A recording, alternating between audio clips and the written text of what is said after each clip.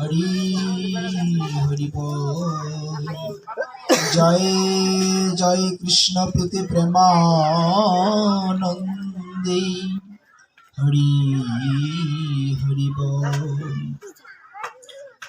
জয় শ্রী কৃষ্ণ চৈতন্য প্রভু নিত্যানন্দ শ্রী অদ্বৈত গদাধর শিবাসাদি গৌর ভক্তবৃন্দ। হে কৃষ্ণ করুণা সিন্ধু দীনবন্ধু জগন্নাথপতে গোপেশ গোপিকা কান্ত রাধাকান্ত নমস্তুতে। নমো মহাবদান্বয়ে কৃষ্ণ প্রেম প্রধায়তে কৃষ্ণায় কৃষ্ণ চৈতন্য নাম্নে গৌরীতে নমো। কৃষ্ণায় বাসুদেবায় হরে পরমাত্মনে প্রণত ক্লেশ নাশায় শ্রী গোবিন্দায়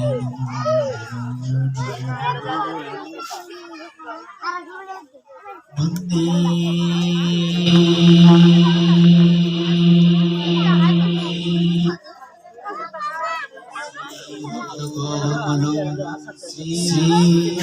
সাগ্রজাত সহগণ ললিতা শ্রী বিশাখান্বিতা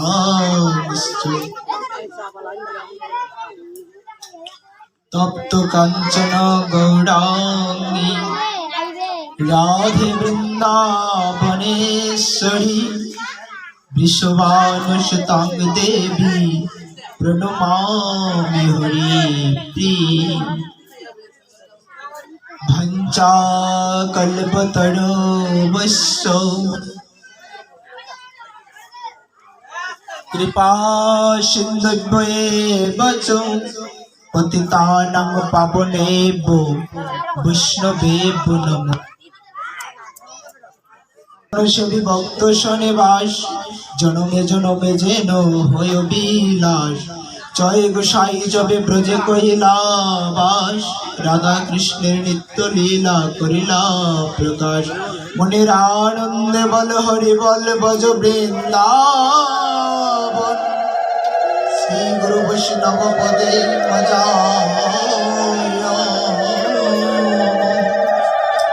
শ্রী গুরু বৈষ্ণব পাদ পদ্ম করিয়াস নম সংকীর্তন গাহি নরোত্তম দাস।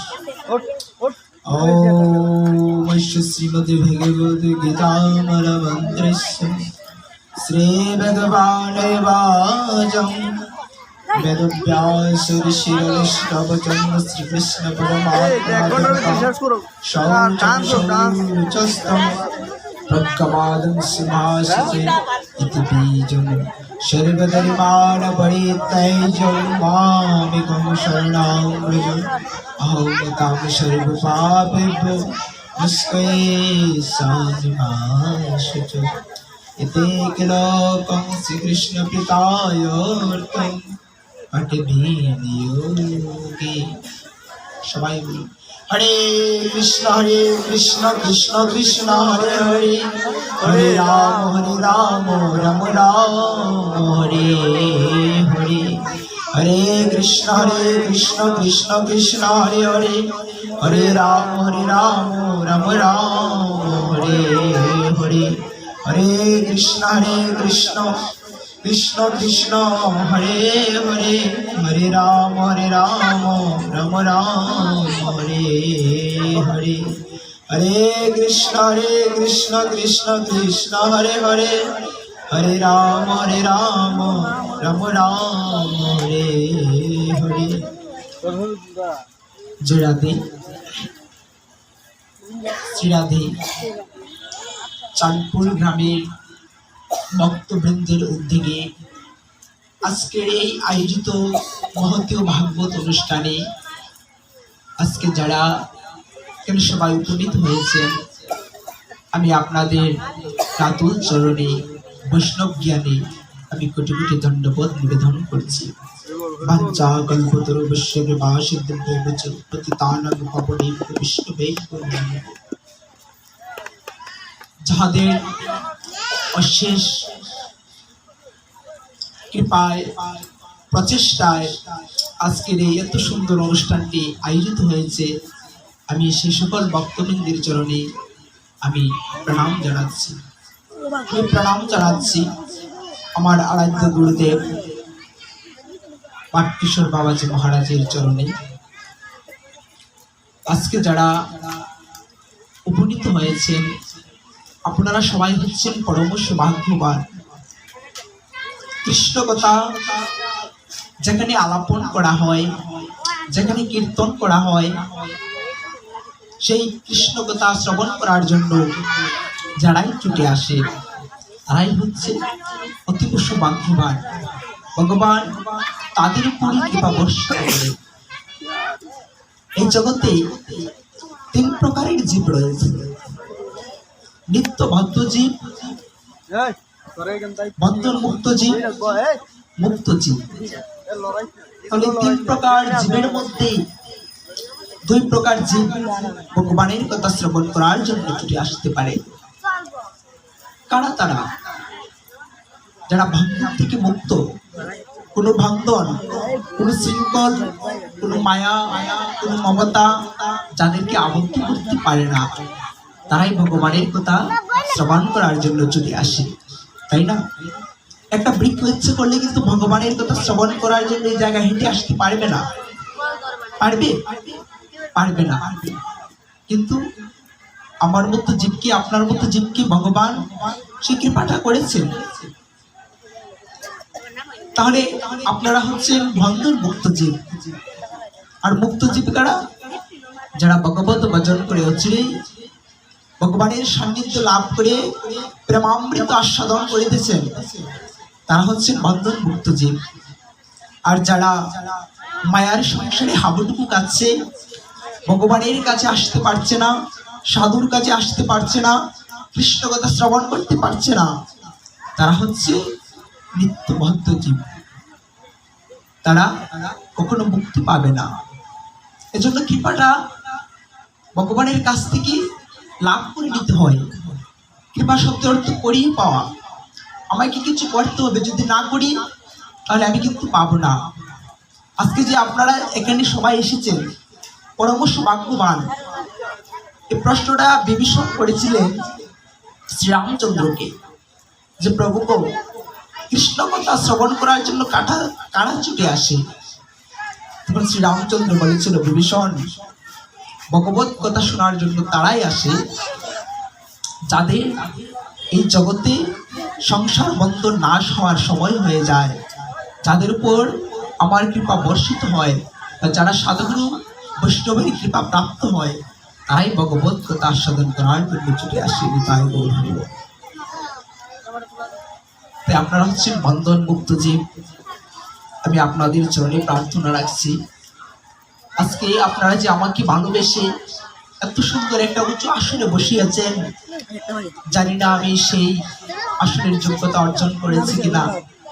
আমি যে আসনে বসে আছি সেটাকে বলা হয় শ্রী ব্যাস আসন। এই ব্যাস আসনে কারা বসতে পারে? যারা ব্যাসদেবের প্রতিনিধি। ব্যাস আসনে ব্যাসদেব বসবে না, যারা ব্যাসদেবের প্রতিনিধি, যাদের উপর গুরুদেবের কৃপা বর্ষিত হয় এবং আপনাদের সাধুগুরু বৈষ্ণবের যদি কৃপা বর্ষিত হয়, তাহলে সে আসনেই বসার যোগ্যতা লাভ করতে পারে।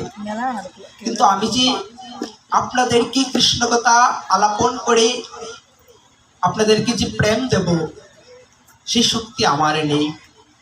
যদি আপনাদের অযাচিত করুণার প্রেম বাড়ি বর্ষিত হয়, তাহলে যৎকিঞ্চিত ভগবত কথা আপনাদের নিকট অর্পণ করতে পারবো। শ্রীমদ্ ভগবত গীতা,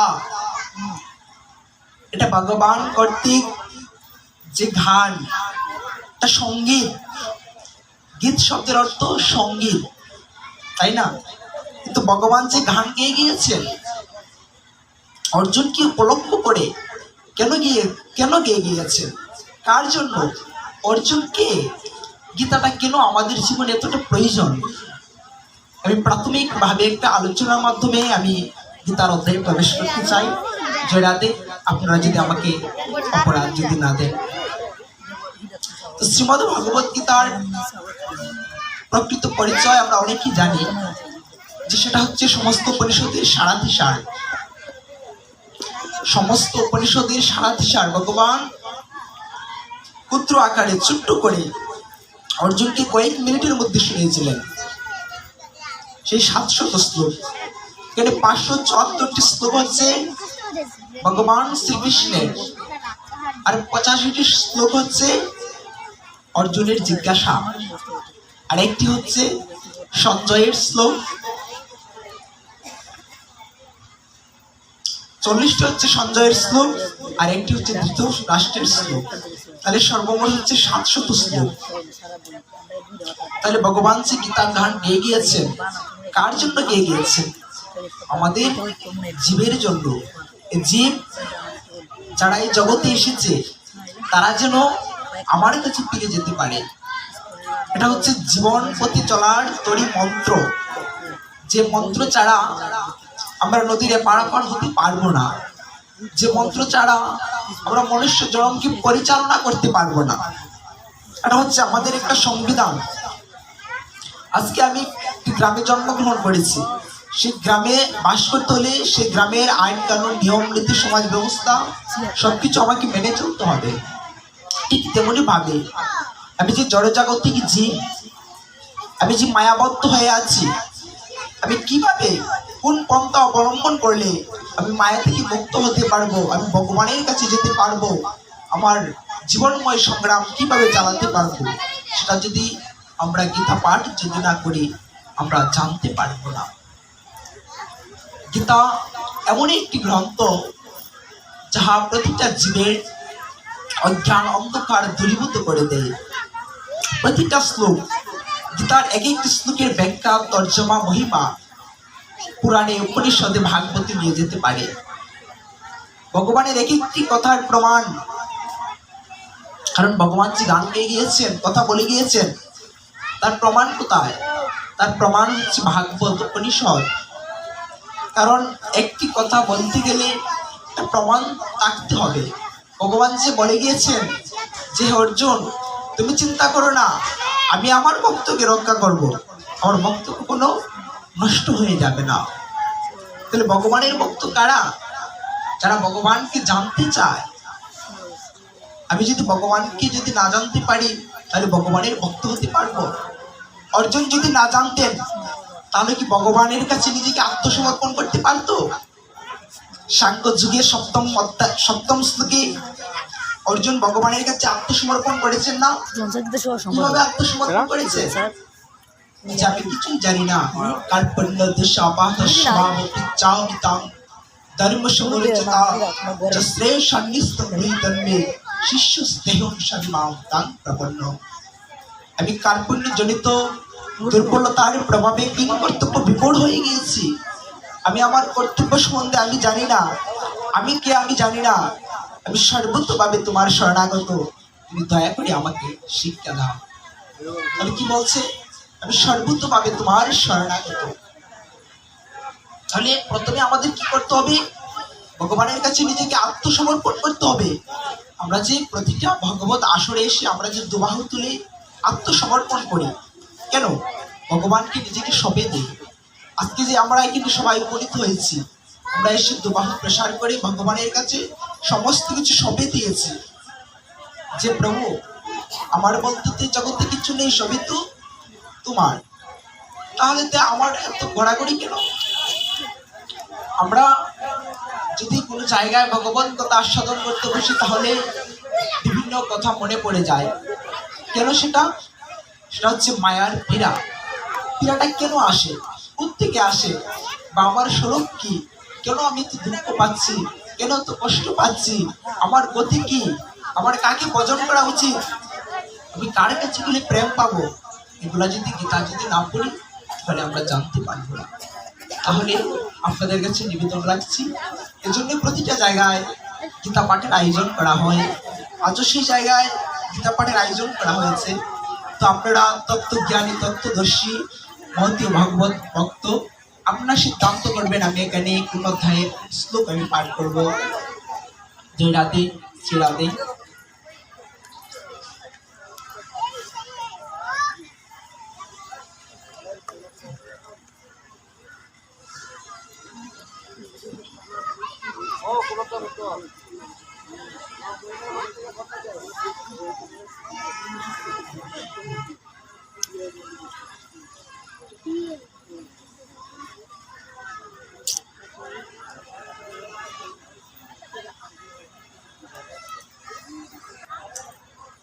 তো আমাদের প্রাথমিকভাবে প্রথম থেকে আমরা একে একে ধাপ উত্তীর্ণ হই, কিন্তু আপনারা হচ্ছেন তত্ত্বদর্শী, আপনারা শ্রীমদ্ ভাগবত গীতার জ্ঞান সম্বন্ধে কিছু না কিছু জানেন, অবগত আছেন।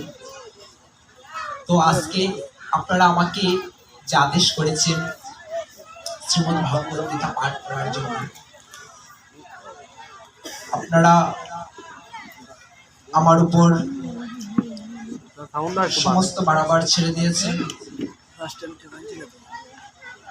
আমি আপনাদের কৃপা আশীর্বাদ দিয়ে একাদশ অধ্যায় বিশ্বরূপ দর্শন যোগ এখানে আমি পাঠ করতে চাই। আপনারা কৃপা করবেন, অন্তত পক্ষে একটি শ্লোক হলো যেন আমি আপনাদের মাঝে, আপনাদের অন্তরে ফুটিয়ে তুলতে পারি। জয় রাধে। বিশ্বরূপ দর্শন যোগ একাদশ অধ্যায়।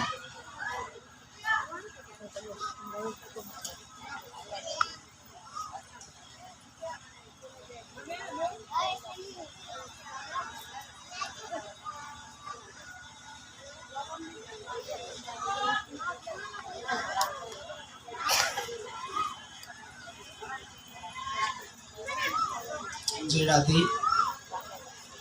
বিশ্বরূপ দর্শন যোগ একাদশ অধ্যায়। এখানে প্রথম শ্লোকটি হচ্ছে অর্জুনের, অর্জুন বাচন।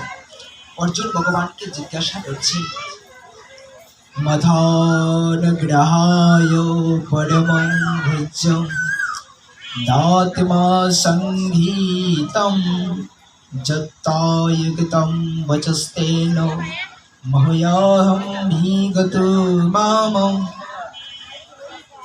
অর্জুন বললেন, আমার প্রতি অনুগ্রহ করে তুমি যে অধ্যাত্ম তত্ত্ব সম্বন্ধীয় পরম ভোজ্য উপদেশ আমাকে দিয়েছ, তার দ্বারা আমার এই মোহ দূর হয়ে গেছে।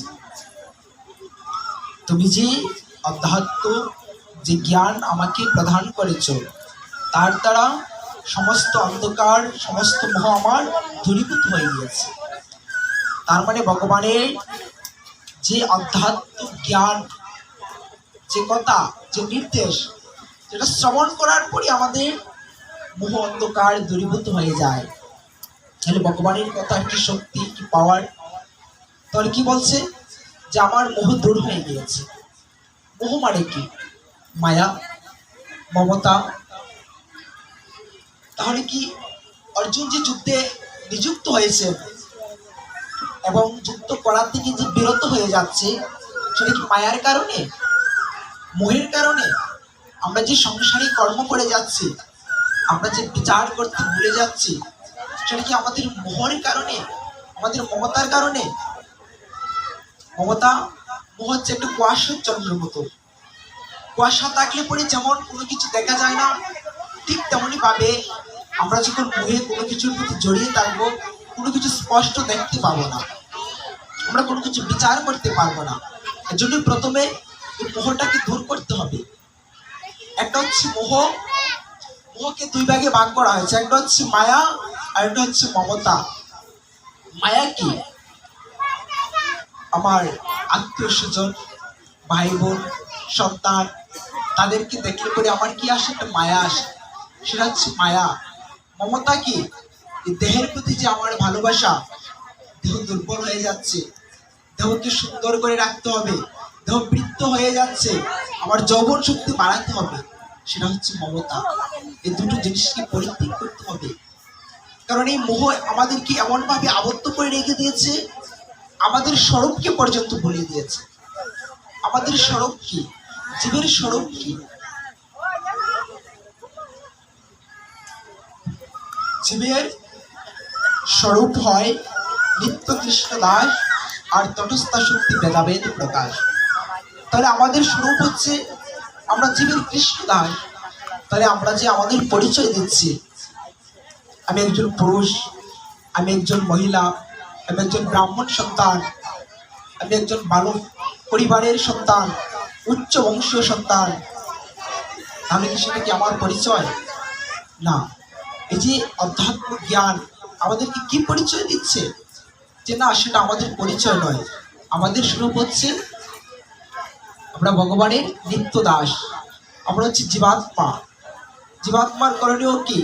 ভগবানের সঙ্গে সম্পর্ক স্থাপন করা। আমরা এই যে আমার দেহটা পেয়ে এই যে মায়া মমতার দ্বারা ভুলে গেছে আমার স্বরূপ।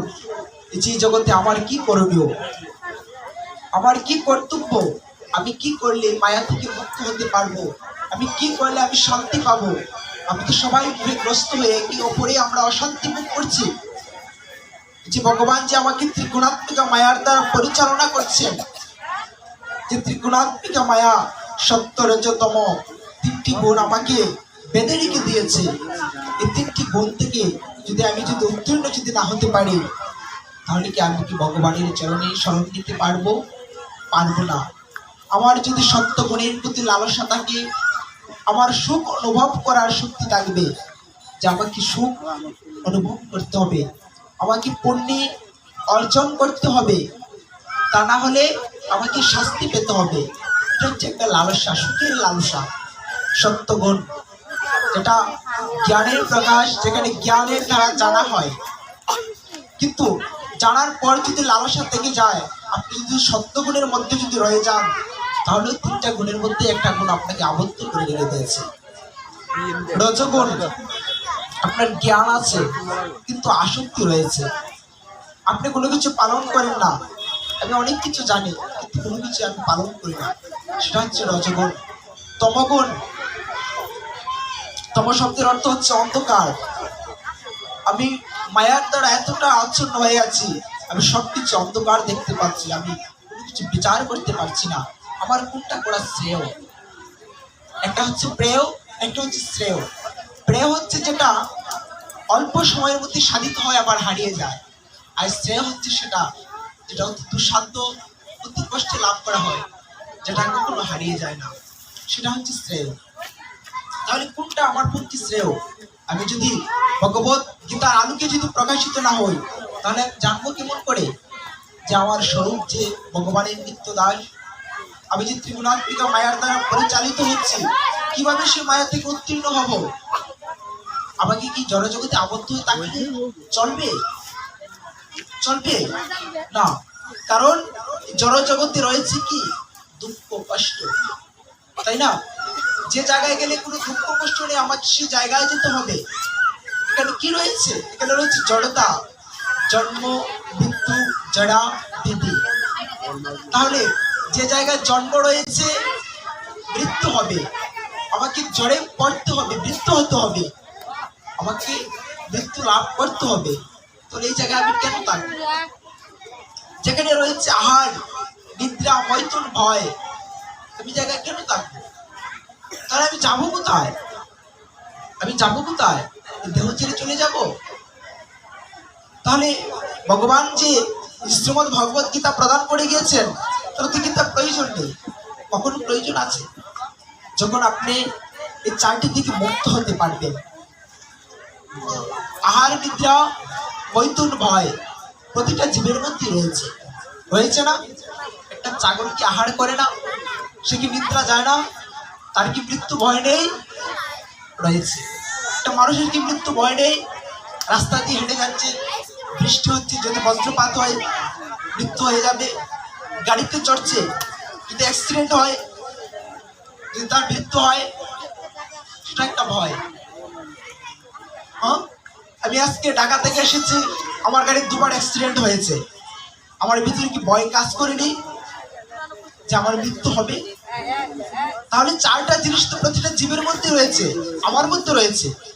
এমনকি দেবদেবীর মধ্যে তো রয়েছে, রয়েছে না অসুরদের ভয়, রয়েছে না তাদের মায়া মমতার ভয়। তাহলে কেন তাহলে এই মায়া মমতা, এই জন্ম মৃত্যু জড়াবিধি, আহার নিদ্রা বৈধুর ভয়, এগুলো থেকে কিভাবে উত্তীর্ণ হব?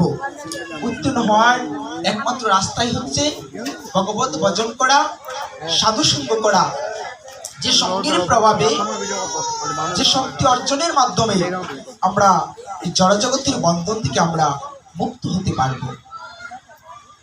আজকে সচরাচর আমাদের মাঝে অনেকেই আছে যারা শ্রীমদ্ ভগবত গীতা সম্বন্ধে জানে না, তারা বুঝে না যে গীতা কি, ভগবান কে, কে ভগবান। ভগবান তো অনেকেই আছে, ভগবান কি অনেক হতে পারে?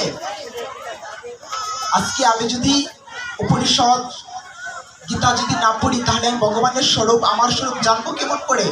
কে ভগবান, কি তার পরিচয়, কিভাবে তার ভজন করবো?